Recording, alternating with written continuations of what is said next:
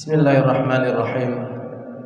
Assalamualaikum warahmatullahi wabarakatuh.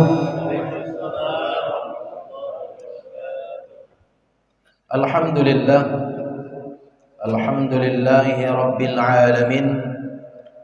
Alladzi amarana ilal birri wat taqwa. Asyhadu an la ilaha illallah wa asyhadu anna Muhammadan abduhu wa rasuluh. Allahumma fasalli wa sallim ala sayyidil mursalin wa ala alihi wa sahbihi wa barik wa sallim, amma ba'du. Di awal langkah, marilah sama-sama kita bersyukur kepada Allah, memuja dan memuji Allah. Allah lah yang telah mengizinkan agenda yang jauh-jauh hari kita susun ini, yang jauh-jauh hari sudah kita rencana pada subuh yang mulia ini. Coba bayangkan kalau seandainya Allah halangi, coba bayangkan kalau seandainya Allah batalkan ini perkara. Mungkin ada sebagian yang sudah tadi subuh, sebelum salat subuh, sebelum adzan berkumandang, sudah mulai air dari langit mulai menyentuh bumi satu persatu. Cuman belum dalam status deras, masih dalam status gerimis. Itu pun mungkin menjadi ujian kepada kami yang ada di Aceh Singkil. Kalau seandainya bapak-bapak daripada rombongan GPS, Gerakan Pemuda Subuh, dan SMS Syiar Mahabbah Subuh, alhamdulillah memang sudah berada di masjid. Tapi jamaah-jamaah yang ada di Aceh Singkil, yang mungkin ada sebagian rumahnya yang jauh daripada Masjid Agung Nurul Makmur, kalau seandainya tadi Allah lebihkan sedikit status hujannya, agak dareh sakete kalau bahasa di Siko, kalau bahasa di Lok Semawe agak bahasa Lok Semawe deras bu, agak berat ya, ujian agak berat. Nah, berat bacur gunung. Sebagian orang Singkil yang mungkin tidak menggunakan mobil akan bertanya-tanya, jadi ke Masjid Nurul Makmur ataupun masjid terdekat. Namun dengan izin Allah, Allah hilangkan rintik-rintik hujan tadi. Kami pun bergerak menuju ke masjid yang mulia ini. Tadi kami lihat ada sebagian yang memakai peci GPS Gerakan Pemuda Subuh, berarti dari rombongan Lok Semawe. Cuman yang kami lihat Gerakan Pemuda Subuh, tapi yang memakai usianya sudah menua. Bagus. Ini kenapa? Ketika dipakai peci GPS, semangatnya menjadi semangat anak muda. Walaupun setelah turun di bawah peci itu sudah mulai les putih. Maksudnya les putih itu sudah beruban. Tapi semangatnya sesuai dengan tulisan yang ada di peci, Gerakan Pemuda Subuh. Maka semangatnya angku-angku kita, kakek-kakek kita, ayah-ayah kita yang mungkin secara usia sudah 60 ke atas, alhamdulillah bisa bergerak dari Lok Semawe. Bayangkan ada beberapa anak muda saja yang mungkin melewati jalur darat ke Singkil sakit pinggang, Pak. Terkadang ada yang sakit pinggang, ada yang muntah berfase-fase muntahnya. Lewatin satu daerah muntah lagi, dia muntah lagi. Tapi walaupun rambut sudah mulai beruban, tapi tulisan GPS tadilah yang membuat semangat nenek-nenek, ataupun kalau bahasa di sana nek gam. Kalau di sana nek gam, kalau di sini nenek-nenek perempuan, angku ataupun uci. Jadi kebetulan kami pun dari rombongan Abu Ali Ulun Tuan dari Aceh Selatan. Jadi mio bahasa Aceh insyaallah. Ini ada bahasa Aceh izin, tapi karat yang Mbak Ino. Kalau kita ceramah bahasa Aceh, nanti harus kita buat di sini ataupun bagian penterjemah. Bagi warga kita yang dari Singkil yang tidak bisa berbahasa Aceh. Jadi semangat GPS tadi yang melekat di peci ini menjadi iktibar kepada kami di Aceh Singkil terkhususnya. ada organisasi BKPRMI, ada organisasi DMI, Dewan Masjid Indonesia. Itu di organisasi DMI pengurusnya hampir rata-rata Pak PJ sudah mulai beruban rambutnya. Tapi moga-moga ketika melihat semangat daripada tim SMS dan GPS daripada luar daerah yang jauh, mungkin pengurus DMI pun menjadi anak muda yang secara semangat. Amin amin ya rabbal alamin. Bersalawat pada Rasulullah sallallahu alaihi wasallam yang telah mengantarkan risalah Islam hingga akhir zaman. Kita manusia di akhir zaman ini hanya menikmati dan melaksanakan risalah yang sudah disampaikan oleh Rasulullah sallallahu alaihi wasallam. Kata takdim yang kami hormati Bapak PJ Bupati Aceh Singkil dalam hal ini adalah sebagai pimpinan daerah. Kemudian yang kami hormati Pak Imam, Pak Khatib, Pak Bilal Masjid Agung Nurul Makmur. Yang kami hormati Ketua BKM dan pengurus jajarannya. Yang kami hormati Ketua Rombongan Abu Ali yang beserta jajarannya ataupun rombongannya yang mungkin kami tidak tahu satu persatu secara jajarannya. Beraya Abu Ali.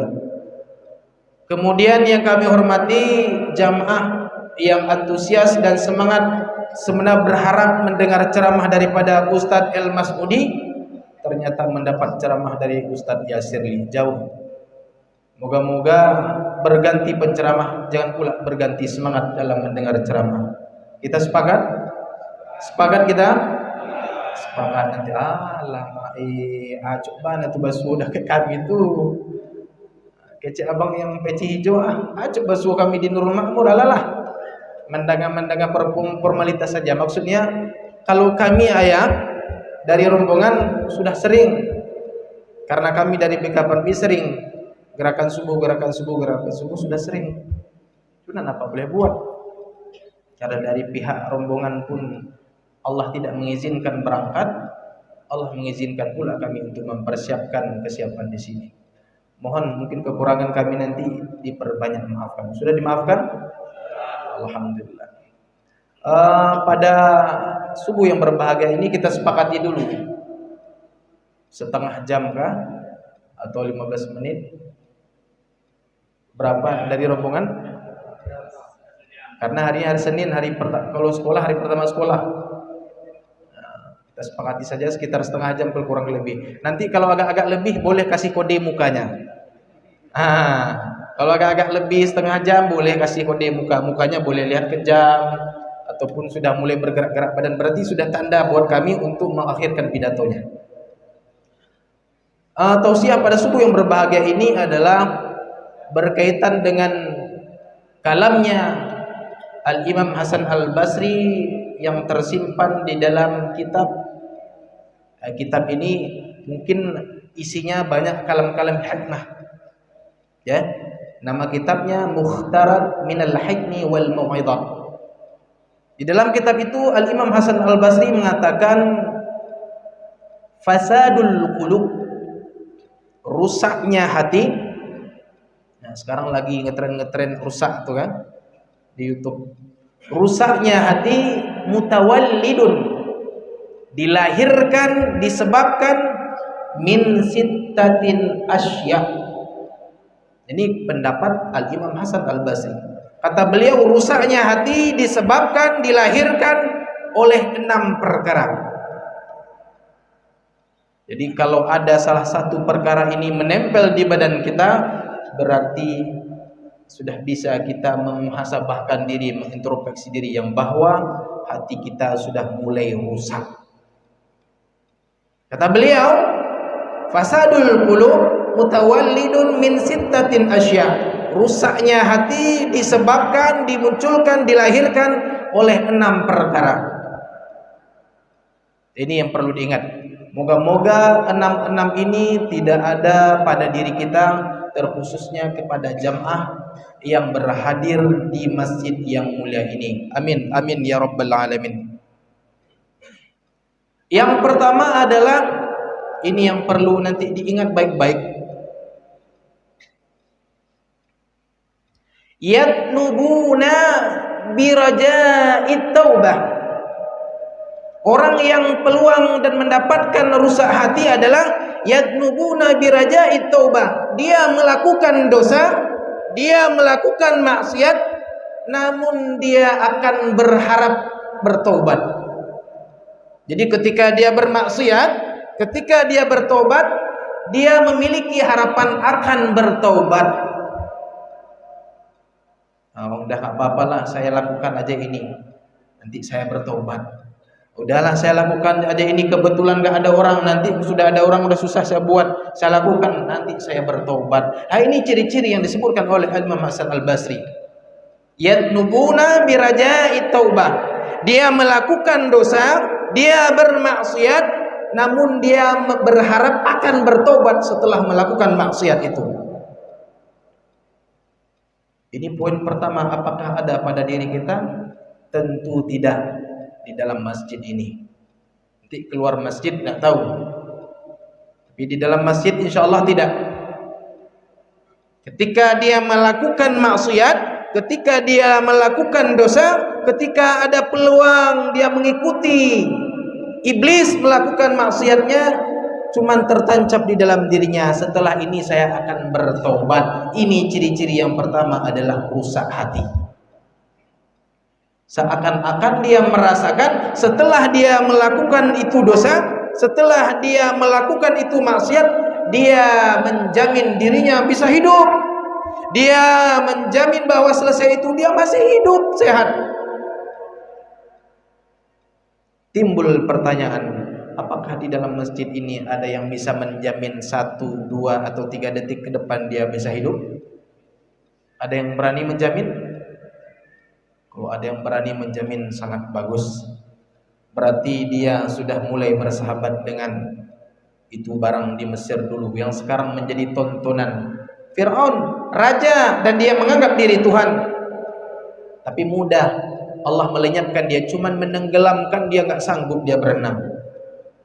Apalagi kita ini tak memiliki apa-apa, mau mencoba-coba menjamin 3, 4, 5 detik ke depan kita bisa hidup setelah melakukan maksiat? Tentu tidak. Idza jaa ajaluhum la yastakhiruna sa'atan wa la yastaqdimun. Apabila telah datang kepada mereka ajal, waktu, janji, kesepakatan dengan Allah tentang akhir hidupnya, la yastakhiruna sa'ah, maka mereka tidak bisa menunda-nunda. Ya Allah, makalah di dalam ayat ini digunakan alif sinta yastakhiru. Jadi kalau dalam bahasa Arab, kalau sudah ada kata sin dan ta dalam fi'lul ataupun dalam kata kerja, itu artinya memohon. Kalau kita bilang istaghfara yastaghfiru, astaghfiru, astaghfiru itu artinya saya memohon ampun. Jadi yastakhiruna, mereka meminta untuk ditangguhkan, untuk dimundurkan. Bagaimana bisa kita minta memundurkan sedangkan waktunya saja kita tidak ketahui? Coba bayangkan ayah-ayah, kalau seandainya kita dilahirkan langsung Allah nampakkan bahwa lahir tanggal sekian, wafat tanggal sekian, siapa yang hidup tenang di dunia ini? Kalau seandainya Allah nampakkan semua tanggal matinya, siapa yang bisa hidup tenang di permukaan bumi ini kalau Allah nampakkan itu tanggal? Misalnya seluruh manusia ini ketika dia lahir, Allah munculkan, Allah nampakkan, Allah bukakan tabir yang bahwa tanggal sekian, pukul sekian, jam sekian, hari sekian, modelnya begini dia meninggal. Yakin saya bahwa seluruhnya manusia di permukaan bumi ini tidak akan tenang dan santai-santai dalam menghadapi kehidupan. Tapi Allah tutup itu tanggal. Dikarenakan tutup, maka perkara kematian dikatakan oleh Imam Al-Ghazali adalah perkara yang sangat dekat dengan diri manusia. Makanya para sahabat, ayah-ayah, ada sebagian para sahabat itu mengambil kain kafannya, itu melilit menjadikan jubah. Kain kafannya yang sudah diukur sesuai dengan kebutuhan badannya, dililit di kepala, dijadikan sebagai penutup ataupun pendamping peci. Begitu sebagian para sahabat, untuk apa dililit? untuk mengingatkan yang bahwa matiku dekat ataupun menempel di kepalaku. Itu para sahabat sebagian. Apakah kita mau? Kita datang, kita beli kain kafan kita, kita ukur sesuai dengan kita lilit.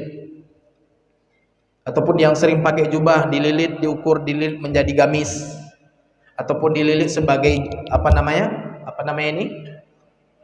Karena saya jarang pakai maka nggak tahu.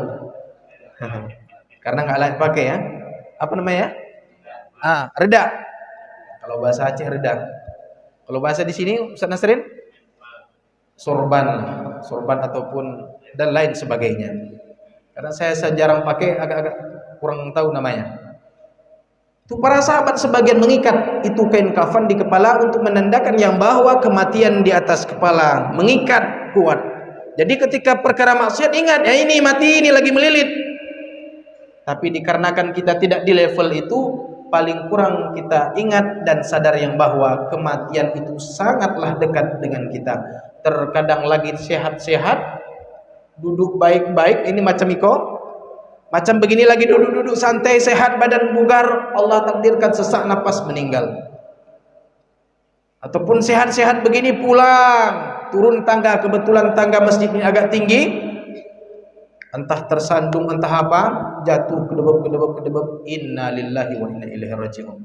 Ada yang bisa menjamin, ada yang bisa menebak, ada yang bisa memprediksi, tidak ada satupun. Dikarenakan begitu dekatnya itu barang, makanya jangan coba-coba menyusun rencana setelah saya bermaksiat ini nanti saya langsung bertobat. Namun kalau ada manusia yang model begini, kata Imam Hasan Al-Basri, rusak hatinya. Rusak. Karena dia ketika melakukan maksiat, ketika dia melakukan dosa, dia beranggapan setelah itu dia punya waktu untuk memperbaiki ataupun bertobat. Memang ada di dalam hadis, kullu bani Adam khata'un. Setiap bani Adam itu semua memiliki kesalahan. Tidak ada yang suci di permukaan bumi ini. Wa khairul khata'in, sebaik-baik orang yang melakukan kesalahan adalah at-tawwabin, yaitu orang-orang yang menyegerakan bertobat, bukan menunda-nunda tobatnya. Jadi kita boleh bertanya kepada orang yang menunda bertobat, kita tanyakan apakah tahu kapan meninggal. Kalau belum tahu waktu meninggal, jangan coba-coba. Kalau belum tahu waktu kita dijemput, jangan coba-coba menunda-nunda. Kalaupun terjerumus, kalaupun tersungkur, walaupun terjatuh dalam pada gelombang-gelombang iblis, tapi cepat. At-tawwabin, yaitu segera bertobat, bukan menunda-nunda bertobat. Ini yang pertama. Jadi rusak hati adalah ketika dia bermaksiat, ketika dia melakukan dosa, biraja, dia berharap, dia memiliki harapan yang bahwa setelah itu dia melakukan taubat. Ini rusak, walaupun pada intinya dia mau bertobat, tapi dia sudah menyusun rencana, maksud dululah, selesai ini nanti saya langsung bertobat. Ini yang pertama. Boleh kasih kode, kalau sudah setengah jam lebih, boleh kasih kode. Ini yang pertama. Orang yang berpeluang ataupun rusak hatinya itu, yaitu orang yang melakukan maksiat, melakukan dosa, tapi dia sudah menyiapkan harapan bahwa setelah itu dia akan bertaubat. Itu yang pertama. Kemudian yang kedua adalah wa yata'allamuna al-'ilmi wa la ya'maluna bih. Orang-orang yang menuntut ilmu tapi dia tidak mengamalkan ilmunya. Dia menyatakan begini salat yang betul, begini ibadah yang betul, tapi secara kesehariannya ketika kita lihat gerakan salatnya, ketika lihat perkara ibadahnya masih jauh daripada sunnah Rasulullah sallallahu alaihi wasallam. Ketika dia sampaikan dalam majelis ta'lim, dalam majelis kajian, begini, tapi ketika kita lihat gerakan salatnya jauh daripada yang disampaikan. Ini disebutlah wa yata'allamuna al-'ilm la ya'maluna bi. Dia mengajarkan ilmu, dia menuntut ilmu, tapi dia tidak pernah mengamalkan ilmu yang diajarkan kepada orang lain. Dia tidak pernah mengamalkan ilmu yang sudah dia tuntut. Ini pun orang ciri-ciri rusak hatinya. Saya yakin di masjid yang mulia ini pun tidak ada. Karena yakin setelah menuntut ilmu yang bahwa salat subuh itu lebih utamanya, ketika mengetahui itu ilmu itu ada, langsung kita beramal, langsung mempraktekkan yang bahwa sholat subuh apalagi berjamaah ini sangat besar fadilahnya. Bergerak kita menuju Masjid Nurul Makmur. Ini salah satu menunjukkan yang bahwa yang berhadir di masjid yang mulia ini jauh daripada kelompok yang kedua tadi. Kelompok yang kedua tadi dapat ilmu tapi tak diamalkan. Kita mengetahui subuh begini, waktu subuh begini, berjamaah begini, bergerak, berarti kita jauh daripada kelompok yang kedua. Kelompok yang kedua ini nggak usah lama-lama karena sudah paham. Kemudian di kelompok yang ketiga adalah wa idza amilu la yakhlusun. Apabila dia beramal, kalau seandainya tadi dia berilmu tapi tidak beramal, yang ketiga ini wa idza amilu, apabila dia beramal la yakhlusun, tapi dia tidak ikhlas. Berurut ini. Yang tadi punya ilmu tak mengamalkan, ini sekarang dia mengamalkan la yakhlusun tapi dia tidak ikhlas. Ini konsep ikhlas ini melekat kepada hati.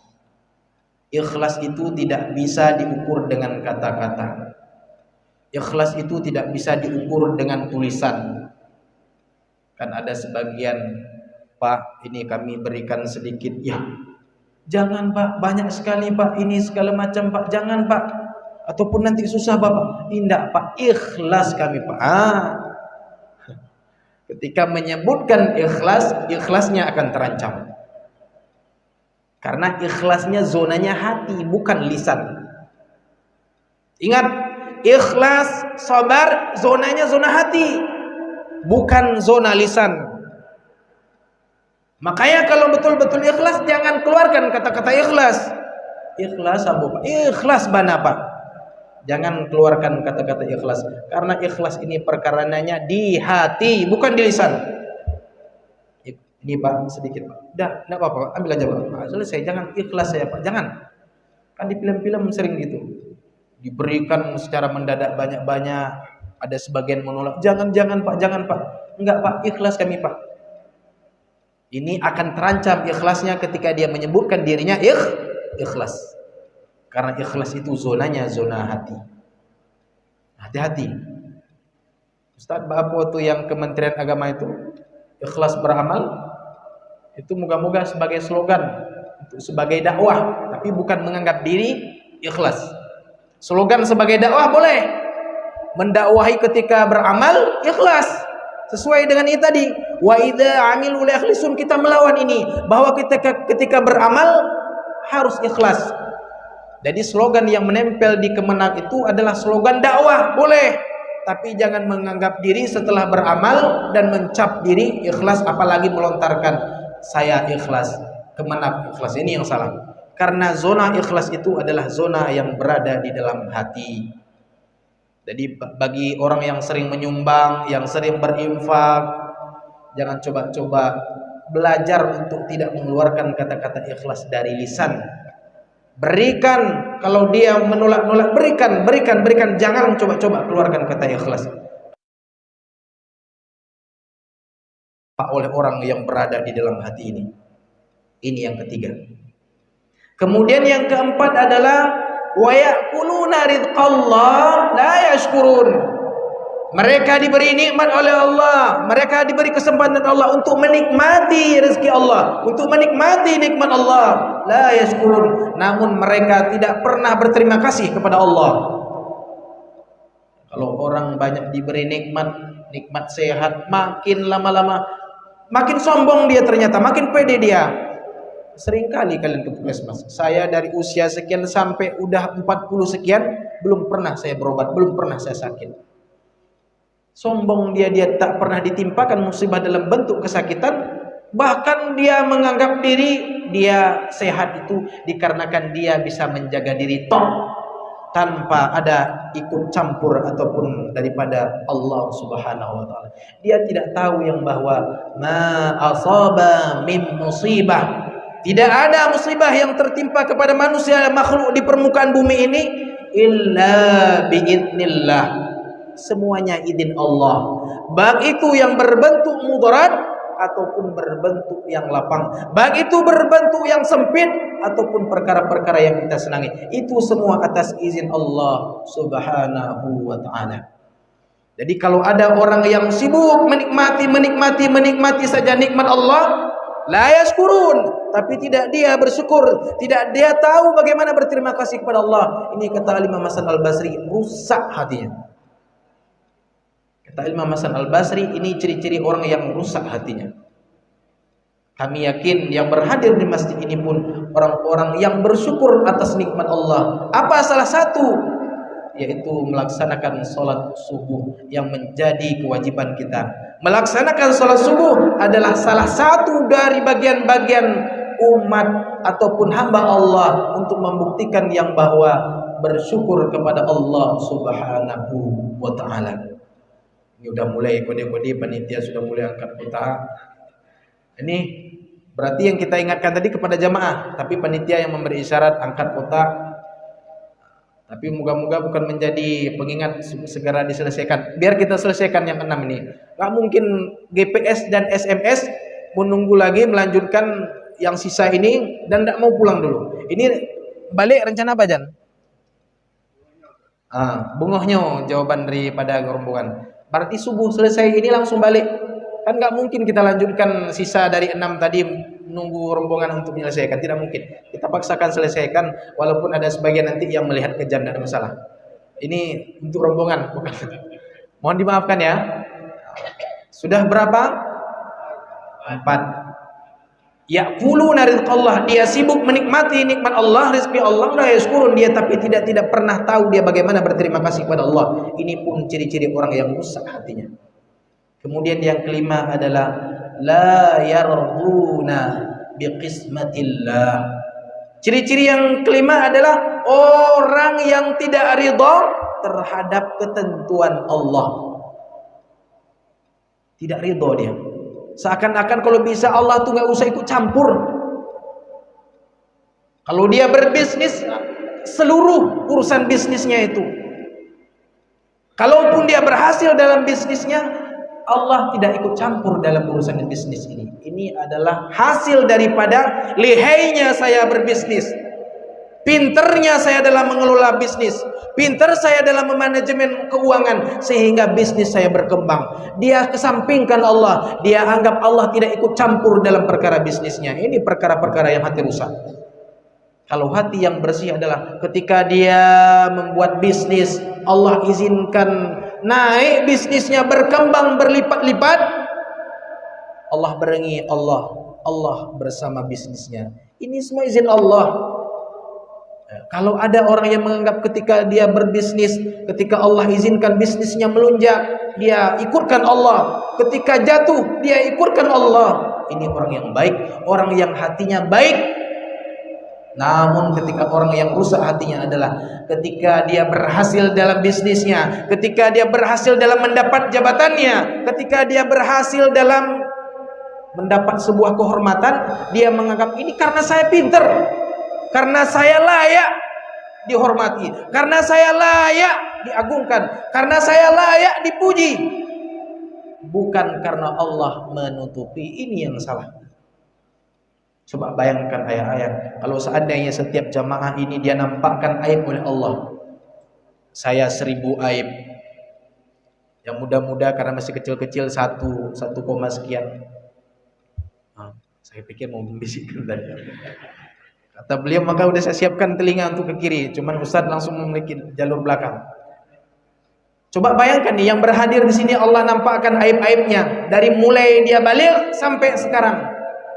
Ada yang berani keluar menuju ke masjid yang mulia ini?